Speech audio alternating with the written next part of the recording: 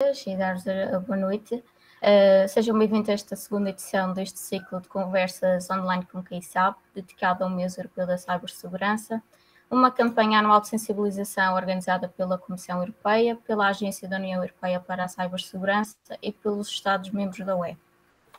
O meu nome é Patrícia e, juntamente com o Marco, fazemos parte da equipa do Europe Direct Madeira. E, em nome do Europe Direct Madeira, agradecemos a vossa presença e, em particular, ao engenheiro Eduardo Teles pela disponibilidade e que estará connosco nesta segunda conversa sobre cibersegurança e insustentabilidade ambiental.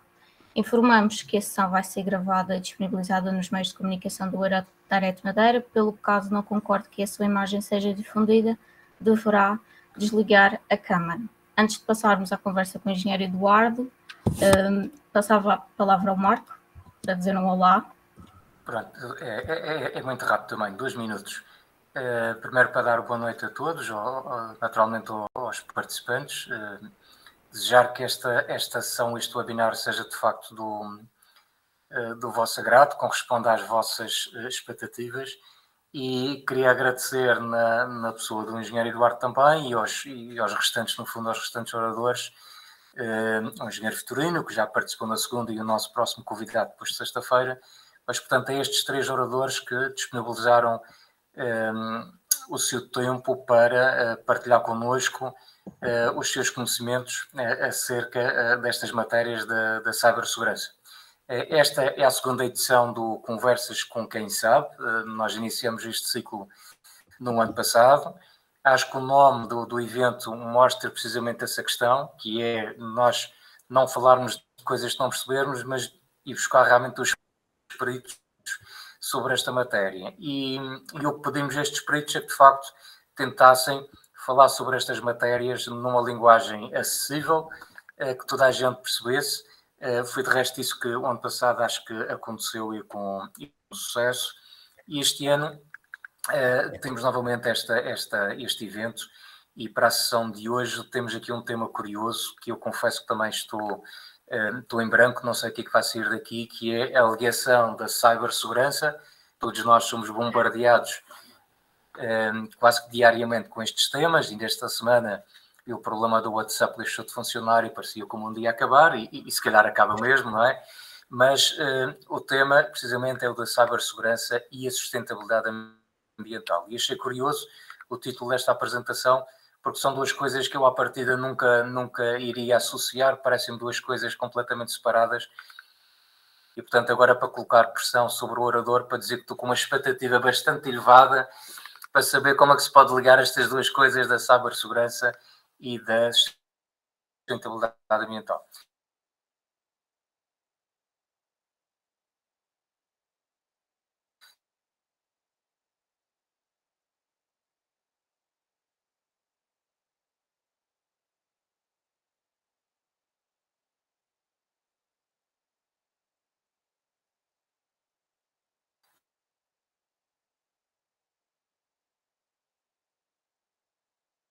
Agora, resta-me apenas, obviamente, terminar. Nas de programação orientada por objetos e aplicações centradas em redes e formador em áreas de informática em contexto de projetos sociais.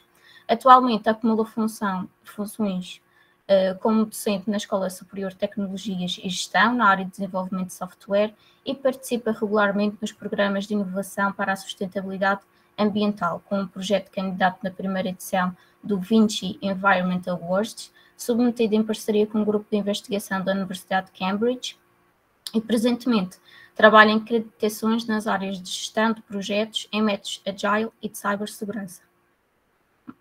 Eduardo? Olá, boa noite. Boa noite a todos e todas. Obrigado, Patrícia e Marco, pela introdução, que quase que foi mais longa que a apresentação, mas obrigado a todos pela vossa presença. Portanto, antes de mais, agradecer, claro, o convite do Europe Direct Madeira para estar presente nesta segunda edição, que acho que esta modalidade de conversas de facto funciona muito bem, e espero efetivamente corresponder às expectativas ou despertar a curiosidade que têm sobre este tema, e agradecer acima de tudo também às pessoas que estão presentes em casa e a dispensar um pouco do seu tempo para ouvir falar sobre esta temática. Antes de passar aqui uma breve apresentação que eu tinha, a ideia era precisamente explicar o porquê deste tema. Acho que foi feita uma introdução muito bem, já pela parte do engenheiro Vitorino na segunda-feira, sobre mais da parte de cidadania e cibersegurança. E este tema surge porque o ano passado eu tive o privilégio de falar na primeira sessão sobre a internet das coisas e as ameaças de segurança que surgiam a partir daí. E voltando atrás, muito resumidamente, a internet das coisas diz respeito ao nosso presente, ao nosso cotidiano atual, onde temos um conjunto de objetos chamado coisas. O nome é abstrato precisamente por causa disso, porque hoje em dia todos estão interligados, ou muitos estão interligados através de uma rede, que comunicam e transmitem dados entre si e que são capazes de se adaptar a um determinado contexto e meio ambiente através de inteligência artificial. Portanto, a internet das coisas é a que é responsável atualmente por eu pegar num equipamento como o meu telemóvel, ligar o meu termoacumulador que está ali na rua e poder ver os meus hábitos de consumo e regular e configurar o aparelho de forma inteligente para adaptar-se às minhas necessidades. Pronto. E isto foi o que falámos um pouco na edição passada. Este ano, nessa sequência, o que pensei foi adicionar aqui outra coisa engraçada, que é continuar no tema da cibersegurança, que naturalmente é o major da cibersegurança, mas adicionar um outro tema que está na ordem do dia cada vez mais, por entidades, organizações e individuais, que é a sustentabilidade ambiental, e já vou chegar aí à associação. Portanto, a nível de participação, eu peço, por favor, interrompam-me. Aliás, eu acho que o próprio nome desta modalidade é conversas, começa por conversas. Portanto, eu assim espero que seja uma conversa, sempre prefiro do que estar aqui a fazer um monólogo. Interrompam-me sempre que necessário e peço a ajuda então da Patrícia, como vou projetar aqui a apresentação. Se houver alguma dúvida, que chamem a atenção e falamos na hora. Até porque não venho aqui apresentar soluções para uma nova roda, venho mais com o objetivo de despertar a curiosidade e o debate crítico sobre ideias desta temática. Acho que é isso mesmo o que é essencial. Portanto, eu vou apresentar aqui, não sei se conseguem ver neste momento o meu ecrã. Sim. Ok. Portanto, sabemos que estas questões têm sempre às vezes alguma demora, mas penso que conseguem ver a apresentação, correto? Sim. Pronto. Então, estava eu a dizer que na edição passada tu falaste sobre muitas coisas e falámos um pouco desde o facto do nosso mundo estar cada vez mais digital, interligado e um pouco dos riscos a nível de segurança do que implicava haver essa digitalização. Agora, a pergunta que está na mente, se calhar, da maior parte das pessoas é qual é exatamente a relação entre estes dois temas. E então vamos começar por um lado. Eu costumo dizer que esta questão entre a tecnologia e o meio ambiente, desde que a tecnologia nasceu, porque o meio ambiente já existia antes, não é? Vivem constantemente uma relação, eu costumo dizer na brincadeira, de amor-ódio. São duas faces da mesma moeda que andam par e passo e, como a maior parte das coisas na vida, constituem um equilíbrio numa balança que é muito delicada e põe para um lado ou para o outro. Isto porquê? Porque nós temos, de um lado, o ambiente, e quando eu digo nós, vou falar no caso específico, nós europeus, mas nós indivíduos também, temos metas muito rígidas, que estão bem descritas em lei pela European Climate Law, que vem na sequência do European Green Deal, e que propôs, em termos europeus, de chegar a 2050 com a neutralidade carbónica. Portanto, para quem já teve a oportunidade de ler alguns livros até sobre estas questões de alterações climáticas, já se percebeu que não falamos de emissões zero, não é chegar a 2050 e não emitir qualquer poluição, é ter a neutralidade carbónica, ou seja, compensar essas poluições, mantendo, claro, a nossa qualidade de vida e dentro da distribuição que estamos habituados. E outra meta que surge é, até 2030, mais cedo ainda, reduzir a emissão dos gases de efeito de estufa em pelo menos 55% quando comparado com 2019. Portanto, isto foram impostas através desta questão do European Climate Law.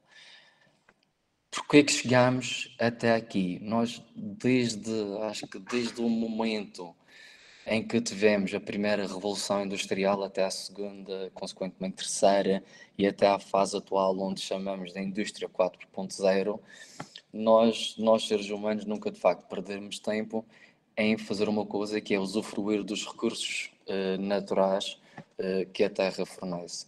E esses recursos são essenciais para garantir a tecnologia que alimenta os nossos dias a dias, os nossos hábitos, desde a nossa alimentação, às nossas comodidades, às nossas comunicações, por aí adiante.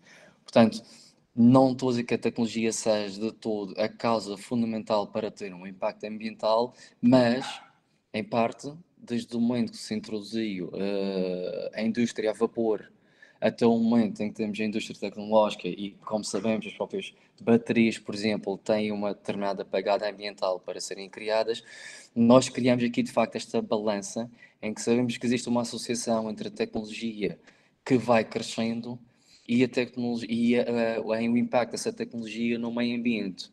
Agora, eu estava a dizer no início que são duas faces da mesma moeda, porque é engraçado que ao mesmo tempo que existimos que esta tecnologia pode efetivamente ter um impacto negativo no meio ambiente, ao mesmo tempo não temos outra forma, não há outra forma futura para atingir estes objetivos ambientais que não seja dependente da tecnologia. Ou seja, nós vamos precisar de tecnologia, que pode ser uma das causas, para resolver a situação da neutralidade carbónica. E vemos isso em casos tão simples como as nossas viaturas de hoje em dia, em que se calhar agora um carro atual com a mesma potência de um carro de há 20 ou 30 anos atrás faz menor consumo e emite menos gases com efeito de estufa. Portanto, esta é a questão aqui que se coloca da associação entre efetivamente a tecnologia e a parte ambiental. Quanto mais dependentes estamos da tecnologia, entretanto, também surge outra questão, que é mais crítica, que é assegurar a segurança dos dados que circulam nos meios digitais. Porque não se trata só já dos dados que regulam as nossas comodidades, tratam-se de dados que podem ter impacto atualmente e no futuro vão ter cada vez mais em sistemas, processos e equipamentos que, por sua vez, controlam direto ou indiretamente a maneira como é lidado com o nosso meio ambiente. E eu queria passar aqui um breve vídeo, porque uma das tecnologias ou um conceito, vocês sabem que nós informáticos adoramos siglas e conceitos, criamos siglas para tudo, mas com esta questão ambiental, uma palavra emergente aqui é o facto mesmo de tecnologias ambientais. As tecnologias ambientais dizem respeito a todo o género de tecnologias que são utilizadas para combater ou mitigar as alterações climáticas ou reduzir, no geral, a emissão dos gases com efeito de estufa. E nesse sentido, para termos uma noção do quanto é que as tecnologias quanto é que está a haver um investimento a nível das tecnologias ambientais para combater precisamente as alterações climáticas, eu gostava de passar este vídeo que é da PwC, da PricewaterhouseCoopers. Portanto, são uma empresa já multinacional, inicialmente focada em auditorias, mas que já abrangem aqui um leque muito grande, sediadas no Reino Unido. Eu espero que consigam ouvir e ver.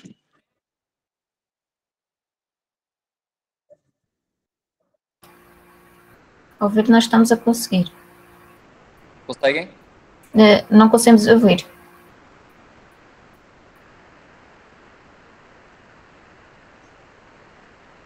Desculpem. Não conseguem ver o vídeo? Conseguimos ver, não conseguimos ouvir. Mas tem as legendas, de qualquer das formas. Pois, era interessante, deixem-me só ver se...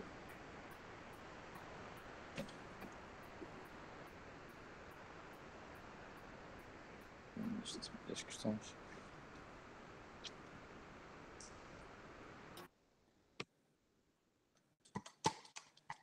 Deem-me só um minuto que assim eu acho que consigo compensar de outra forma.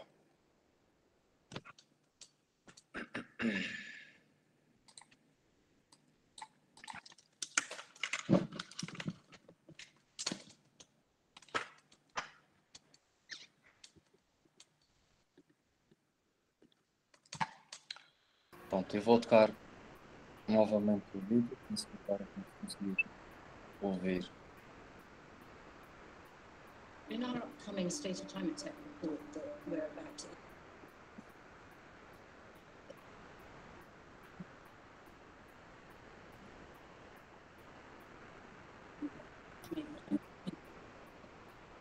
Ouvimos inicialmente, mas agora deixamos de ouvir de novo.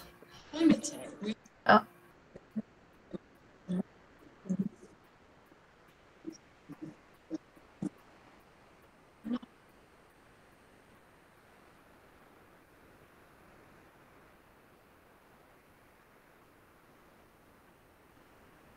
agora eu acho que o Eduardo agora não me está a ouvir. Podem ver.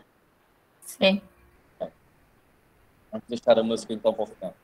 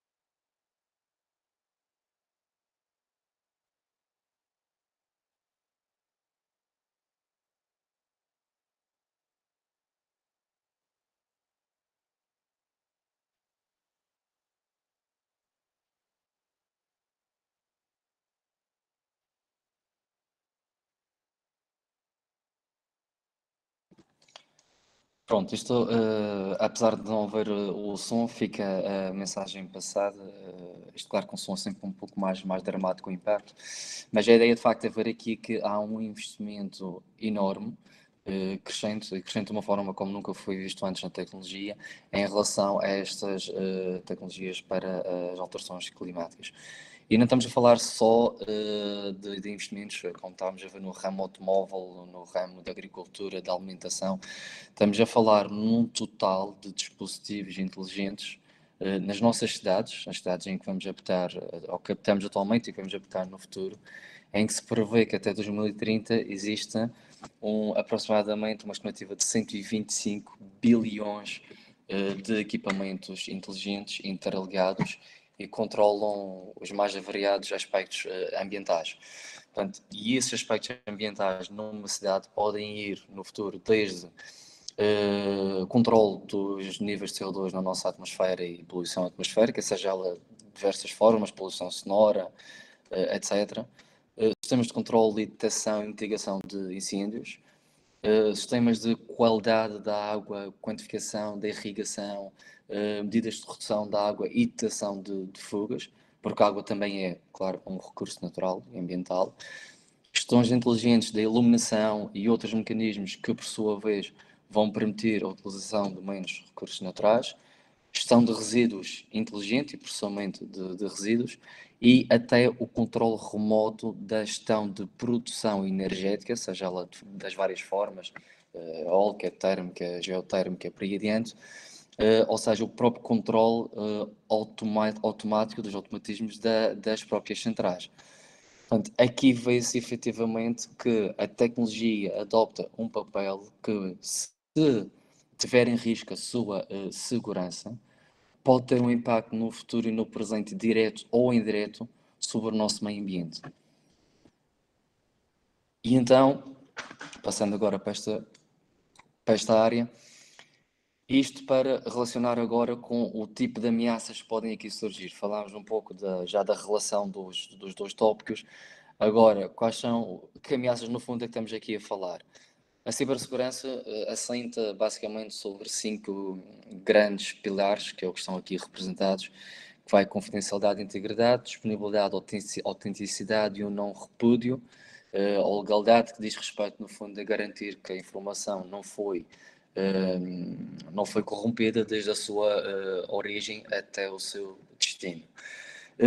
E assenta sobre um conjunto de camadas, porque cada vez mais temos os sistemas dispersos a nível digital, de camadas que vão desde a segurança na rede, portanto é o primeiro e mais comum nível de ataque de segurança que nós vemos hoje em dia e o que ouvimos falar nas notícias, são as disrupções de serviço das comunicações, nas redes informáticas, por aí adiante. A segurança na nuvem, porque os nossos dados estão cada vez mais distribuídos através de servidores geograficamente separados. Portanto, temos aqui um outro nível de camada de segurança que é preciso garantir que é na nuvem. A segurança no endpoint ou no end user, que é não pensarmos só já que a segurança está dentro de uma organização ou de uma empresa, mas sim que o portátil que eu levo para casa também é uma extensão do compromisso dessa informação da empresa. E é preciso garantir medidas de segurança para os dados que eu lá levo. A segurança dos dispositivos móveis, no caso dos nossos telemóveis, a segurança da internet das coisas, por razões óbvias, como já vimos no slide anterior. A segurança aplicacional é uma sexta camada, diz respeito à disrupção a nível do software, código malicioso, o phishing, o vishing, todos aqueles métodos agora que estão na moda, e a política de zero trust, zero confiança, que diz respeito, no fundo, à maneira como as organizações e indivíduos têm que começar a olhar para os dados digitais. Normalmente, numa empresa, a gente tende a proteger os dados da empresa como se fosse um castelo, como se estivesse isolado do mundo exterior. E por vezes esquecemos que, na verdade, uma ameaça pode vir do ponto de vista interno. Okay? Portanto, isto para falar dos pilares e camadas da cibersegurança. Agora, vem desta árvore à direita, achei engraçado porque isto é na sequência de um estudo de 3 investigadores da Universidade do Azerbaijão, que estão especificamente a estudar a questão do impacto da cibersegurança na questão ambiental. E eles definem aqui uma árvore muito engraçada com as possibilidades, os cenários possíveis, onde poderiam haver zonas de atuação de ameaças, seja na comunicação, atuação, feedback, computação, por aí adiante. E vemos claramente aqui à direita que, por exemplo, uma ameaça numa zona de um objeto que seja um sensor de temperatura ou que tenha alguma associação com sistemas de controle climatéricos ou de GPS, pode causar diretamente ou pode constituir diretamente uma ameaça ambiental. Portanto, há aqui uma relação de mãos dadas entre a tecnologia e o que vamos precisar para atingir os objetivos que necessitamos até 2030, até 2050 e para o nosso futuro. Por curiosidade, acrescentei também aqui um link, não vou entrar em extensão, que é do nosso Centro Nacional de Cibersegurança, portanto, falando do caso específico de Portugal. O Observatório de Cibersegurança do CNCS emite anualmente o chamado relatório de riscos e conflitos. Isto é de domínio público. Penso que conseguem ver, talvez consiga partilhar convosco aqui. Portanto, este é, neste momento, o relatório de riscos e conflitos da terceira edição, o mais recente, e onde se pode consultar quais são as ameaças mais frequentes, o phishing, o smishing, phishing, todas as siglas que nós arranjamos, o ransomware, e também enquadram, é engraçado que enquadram os perfis entre o tipo de atores, portanto a origem dessas ameaças e o tipo de ameaças que são efetuadas, em termos da sua frequência e criticidade. Portanto, no amarelo, neste caso, representa o menos frequente ou com menos impacto, e os azuis os mais frequentes e mais impactantes. Até agora, não sei se querem adicionar alguma questão. De momento não temos nenhuma questão no chat. Ok. Eu vou tentar também ser breve, depois temos o tempo para mais algum debate livre. Pronto. Falando da associação, eu acho que está mais ou menos claro, vista esta dependência. Agora, não é falar de soluções, mas também acho que é importante falar um pouco o que foi feito, o que é que nós temos e o que é que existe pensado já nesta vertente. E aqui eu gosto de buscar um pouco as duas realidades. É engraçado que nós temos sempre paralelamente uma realidade europeia e uma realidade norte-americana que, apesar de terem suas semelhanças, estão sempre em visões um pouco, cada uma isoladas. Portanto, a União Europeia, ou a Agência da União Europeia para a Cibersegurança, designada por siglas pela ENISA, definiu o que chamam a European Cybersecurity Skills Framework, SIS. No fundo, é um guia de boas práticas, onde define 12 perfis, que são os 12 ícones que aqui vêm neste diagrama, que são 12 perfis típicos que as pessoas, indivíduos, organizações e entidades devem ter em conta para contratar como papéis para garantir a cibersegurança dos dados da sua empresa ou organização. Não quer dizer que uma empresa precise de 12 funcionários, cada um com esta função. A ideia aqui é ter um guia de boas práticas genérico, porque a cibersegurança é um mundo, já vimos falar desde uma camada rede até uma camada aplicacional, mas a ideia da União Europeia é ter um guia de boas práticas que seja constituído pelos 5 passos que aqui estão: analisar, identificar, selecionar, adaptar e aplicar. Basicamente, quando se fala disto, é analisar e identificar quais são os papéis que eu vou precisar para o contexto de garantir que os meus dados estejam seguros. E quando eu estou a falar num contexto ambiental, se eu quero garantir que uma fábrica de produção de energia nuclear seja remotamente monitorizada, porque a monitorização é importante, nós não podemos regular aquilo que não monitorizamos. Portanto, se eu quero que ela seja controlada, eu tenho que analisar e identificar quais são os papéis que eu preciso dentro deste guia para assegurar a proteção a nível de cibersegurança. E depois adaptar esses papéis ao meu contexto. Isso, no fundo, é o que esta framework aqui da SIS tenta definir. Paralelamente, do lado dos Estados Unidos, nós temos...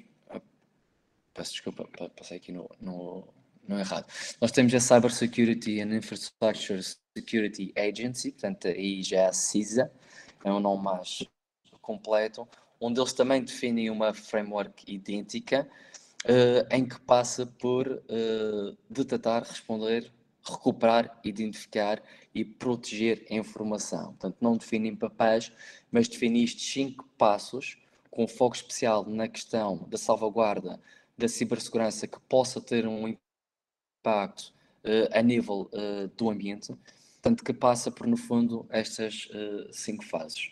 Isto é para mostrar que existem grupos de trabalho dedicados e agências dedicadas a este tema da cibersegurança, com um foco muito especial no impacto que isto pode ter nas nossas vidas atuais e que vai ter cada vez mais nas futuras.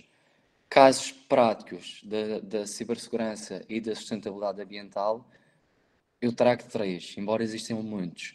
O primeiro é um caso quase indireto, que é a educação. E a pessoa pode pensar, ok, a educação, mas a educação não estou a falar bem do ambiente, mas a verdade é que uma sociedade que seja uma sociedade próspera e educada, e a educação vai ser a base da cultura dessa sociedade. Uma sociedade educada é meio caminho andado para preocupar-se com o ambiente e criar um ambiente sustentável. Portanto, a educação está numa base que afeta muito diretamente esta situação.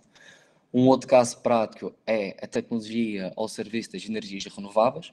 Portanto, sem ela, nós sabemos perfeitamente que não podíamos extrair ou que estaremos atualmente de energias de outras fontes, como hídricas, eólicas, solares, biomassas, geotérmicas e dos próprios oceanos.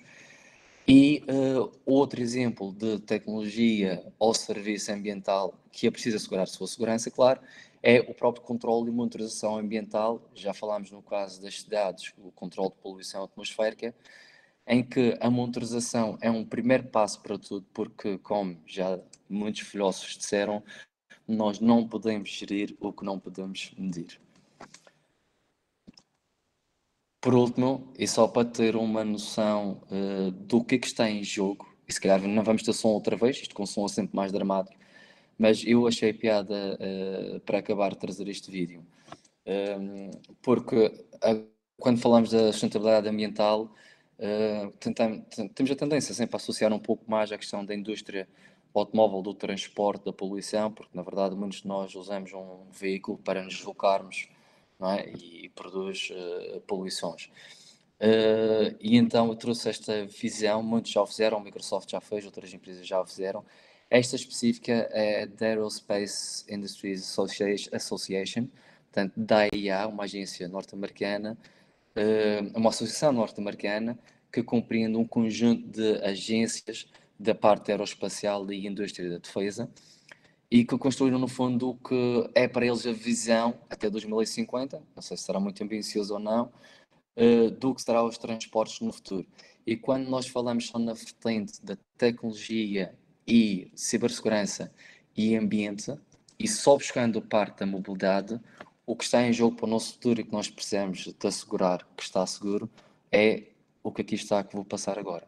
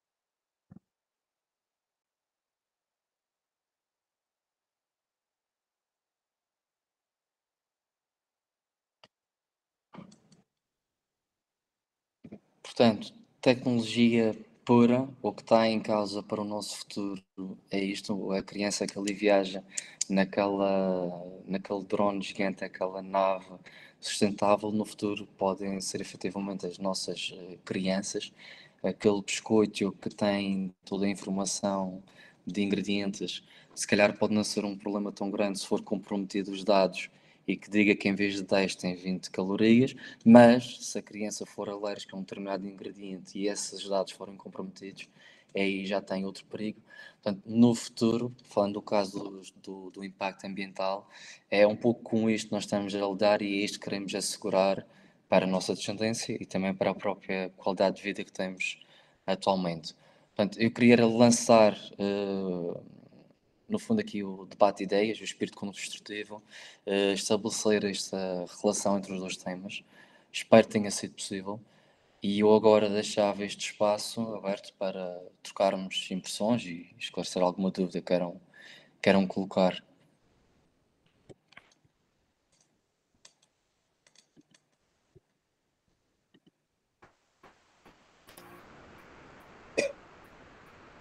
Como coloquei no chat, podem colocar as vossas questões por escrito ou podem levantar a mão se quiserem abrir o microfone. Também podem.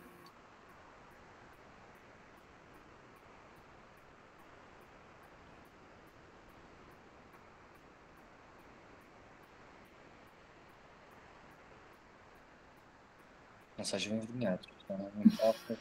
Estão à vontade. Levantar a mão era no computador, Marco, não é? Associar a parte digital. A parte digital. Transformação digital, essa parte já. Não, isto claramente só indica que eu ainda estou na versão analógica, pá, eu sou ainda adepto da versão mais antiga, não aderia digital, mas resultou. Eu também queria dizer com isto que havia duas formas. O digital era carregar aí na mãozinha no ecrã, a outra é fazer esta figura, que é mais rudimentar, tradicional, mas resultou. Pronto. Às vezes o tradicional resulta. Não, para dar os parabéns e gostei da apresentação.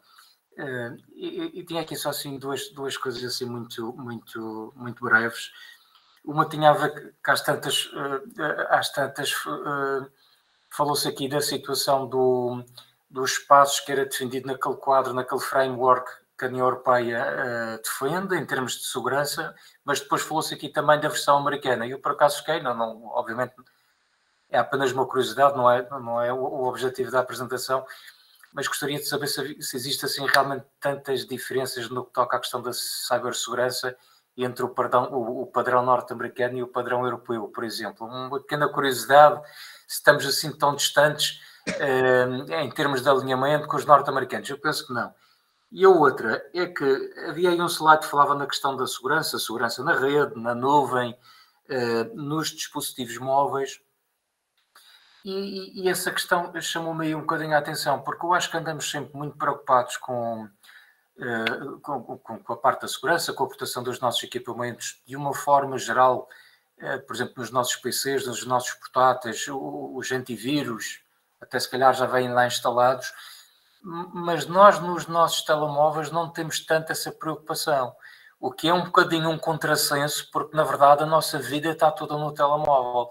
Nós até se calhar utilizamos cada vez menos a questão do portátil ou do PC, que eventualmente está lá em casa, está no escritório e vamos utilizando uma vez ou outra, mas diariamente estamos a utilizar o telemóvel várias vezes ao dia ou constantemente ao longo do dia, e se calhar ainda não há aí essa cultura de nós protegermos este tipo de equipamento.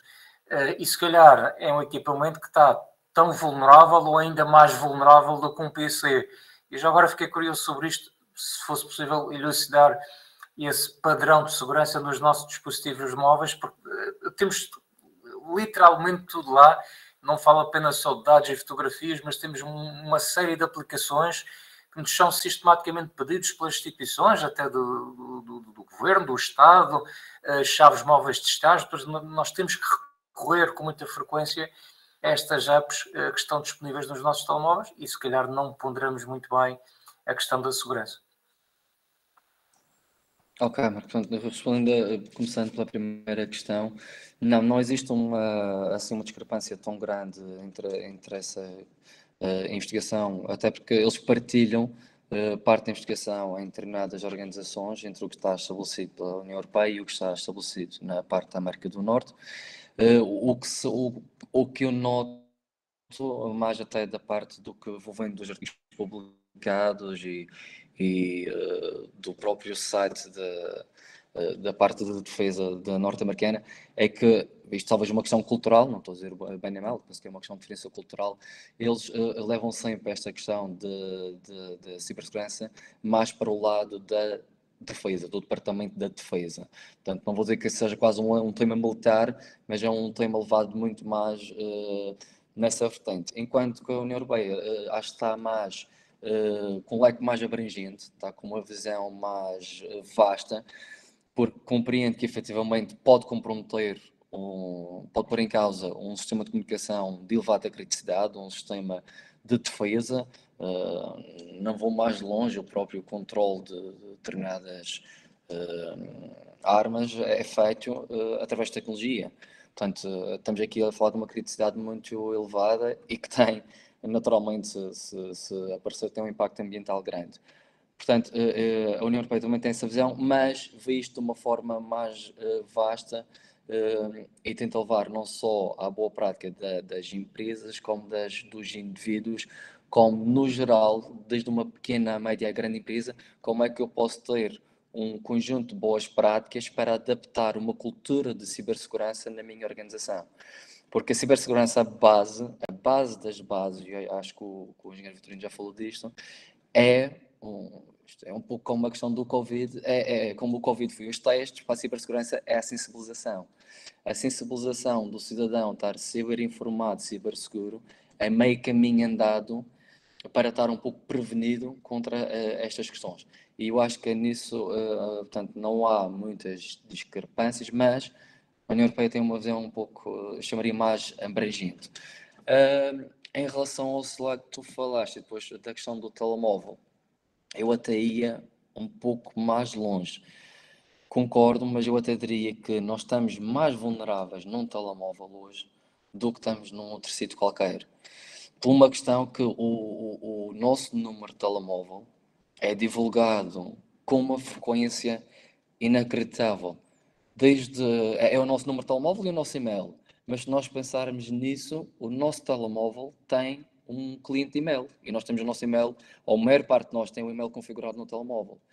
Portanto, nós temos ali o 2 em 1. Temos um produto que é altamente divulgado e que pode ser alvo daquelas ameaças mais comuns que eu mostrei no relatório do Centro Nacional de Cibersegurança, que são o phishing, o vishing, por aí adiante, o ransomware. Temos um número altamente divulgado que pode ser alvo dessas ameaças. Temos um cliente de e-mail que pode ser também alvo de ameaças. Temos um telemóvel com aplicações que, por sua vez, também têm vulnerabilidades. Portanto, temos tudo concentrado num único dispositivo.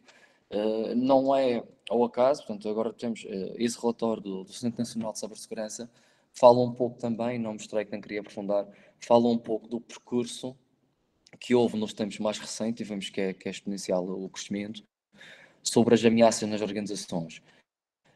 Mais familiarizados, recentemente, nós sabemos o caso da Vodafone, sabemos o caso do grupo televisivo, sabemos um caso que houve com os servidores web, que é do Apache, que teve um grande impacto, sabemos o caso do WhatsApp, pronto. Mas isto tudo é utilizado numa grande parte hoje em dispositivos móveis, e é importante, só queria, quando trouxe esse slide, era para salientar, e na questão da política de zero confiança também falei disso, era só de facto para alertar para essa questão mesmo, que é, nós não podemos pensar só na cibersegurança a nível do que eu tenho no meu espaço de trabalho. É quando eu saio do meu espaço de trabalho e levo comigo. E nesses telemóveis levo tudo e levo também na nuvem, porque até as minhas fotografias, falo por mim próprio, até as minhas fotografias estão alojadas na nuvem, porque também já não tinha mais espaço onde pô-las, mas estão alojadas lá na nuvem e dispersas, e temos que garantir. Portanto, sim, isso é importante muito ter em conta.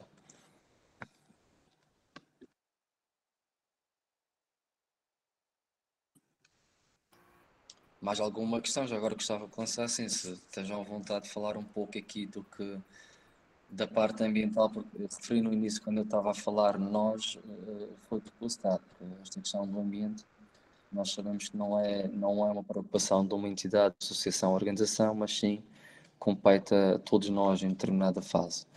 Portanto, isto é uma área aberta sempre a sugestões, ideias e opiniões construtivas, portanto, estejam à vontade.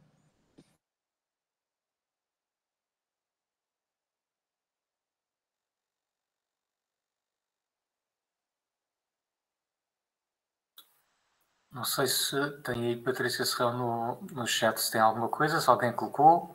Não. Acho que as conversas agora giram todas à volta do jantar ou qualquer coisa do género. Talvez também pode ser por causa dessa questão. Eu da minha parte não tinha assim, agora assim mais nada em particular. Eu não sei se tu tinhas também alguma questão, Patrícia, para que nos fizessem chegar. Não. Não temos mais nenhuma questão. Okay. De qualquer das formas, depois então a apresentação, já tinham falado da edicionalizada, e também aqueles vídeos que trouxe têm sons, têm outro impacto com o som. Da próxima vez eu canto, mas não, o som é sempre mais agradável. Só queria, por último, já da minha parte, agradecer o convite e esta possibilidade da presença de falar um pouco sobre este tema, e adicionar que há mais um conceito que não falei, como estava a dizer, nós adoramos conceitos e siglas, somos informados por causa disso, não é? Que é o conceito do ciberfísico. Nós estamos agora, além das tecnologias ambientais, estamos num patamar presente em que existe uma mistura entre o objeto físico e a parte digital, que é controlada por algoritmos de inteligência artificial. Não vou mais longe do que pegar no caso de um Tesla, um carro, não estou a fazer publicidade à marca, mas aí está um exemplo de um objeto de ciberfísica. Temos uma componente mecânica e física aliada a uma forte componente digital e inteligente, que é capaz, por exemplo, de conduzir sozinha e que, por sua vez, alia no combate à questão ambiental, sem entrar no debate da pegada de carbono que custa fazer a bateria, mas emite, claro, não emite a poluição, porque é elétrico, mas que tem em causa, de facto, a segurança se for eventualmente comprometido. Portanto, queria só adicionar mais esta nota e, de resto, da minha parte, só tenho a agradecer a presença de todos. 2050 vai ser mesmo como se viu no vídeo ou não? Aposta. Vamos andar pendurado naqueles drones? Eu espero que em 2050 ainda Já sejam só faltam 30 anos. Não, espero que ainda sejam feitas as conversas online. Espero ter a oportunidade nas conversas online de poder ser convidado em 2050. E na altura, se for, e fica a promessa já nesta segunda edição, que eu vou fazer a apresentação através de um meio aéreo num site remoto, só para testar essas questões. Talvez seja ambicioso, mas uma coisa é certa, para garantir aquelas metas e para garantir a sustentabilidade ambiental que tanto se pretende e que de facto tanto se percebeu com a pandemia e com esta questão de instabilidade na parte do Oriente, de facto para garantir esta estabilidade precisamos da tecnologia. Portanto, podemos não chegar propriamente à questão da nave, mas vamos ter que acelerar, penso, nos próximos 30 anos, o que nos levou a fazer os últimos 100 anos. Portanto, temos aqui uma aceleração que isso é claro, a nível de digitalização. Acho que então vamos chegar por aqui, também já escutamos o nosso tempo. Em nome do Aeroplanet Madeira, agradeço uma vez mais pela vossa presença, agradecer ao Eduardo também pela presença, pela partilha aqui do seu conhecimento e que nos mostrou que, no fim de contas, a sustentabilidade ambiental e a cibersegurança podem sim andar juntas e trabalhar em prol de um mundo mais agradável, ou sustentável e protegido. Resta-nos então desejar um resto de boa noite e contamos convosco para a próxima conversa na sexta-feira. Boa noite a todos.